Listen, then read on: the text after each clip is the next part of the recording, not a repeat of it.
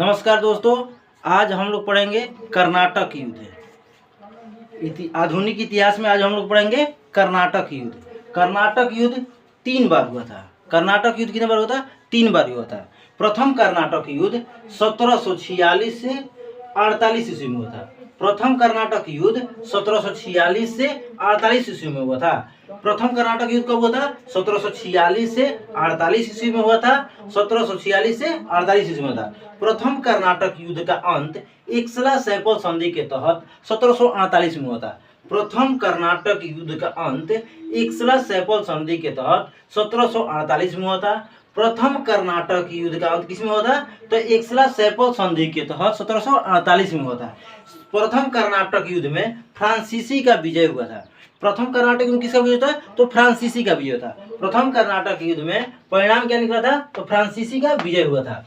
अब ये द्वितीय कर्नाटक युद्ध। द्वितीय कर्नाटक युद्ध 1749 से 54 ईस्वी तक चला था। द्वितीय कर्नाटक युद्ध 1749 से 54 ईस्वी तक चला था। द्वितीय कर्नाटक युद्ध कब चला था? 1749 से 54 ईस्वी तक चला था। द्वितीय कर्नाटक युद्ध का अंत पांडिचेरी के संधि 1754 के तहत हुआ था।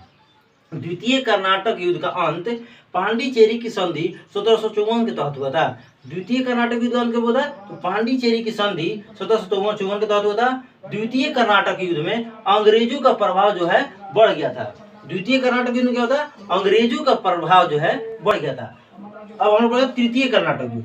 तृतीय कर्नाटक युद्ध 1756 से 63 ईस्वी में होता है। तृतीय कर्नाटक युद्ध कब होता है? 1756 से 63 ईस्वी में होता है। तृतीय कर्नाटक युद्ध 1756 से 63 ईस्वी में होता है। तृतीय कर्नाटक युद्ध का अंत पेरिस के संधि 1763 में हुआ था। तृतीय कर्नाटक युद्ध का अंत पेरिस के संधि के तहत 1763 में होता है। तृतीय कर्नाटक युद्ध के अंत तृतीय कर्नाटक युद्ध का अंत कब होता? पेरिस के संधि के तहत 1763 में होता।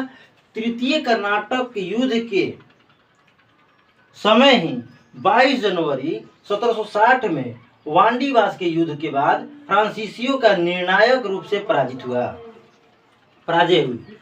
तृतीय कर्नाटक युद्ध के समय में ही एक युद्ध हुआ था जिसे हम वांडीवास की युद्ध कहते हैं। 22 जनवरी 1760 को हुआ था, जिसमें वांडीवास की युद्ध के बाद फ्रांसीसी निर्णायक रूप से पराजित हुए थे। धन्यवाद दोस्तों।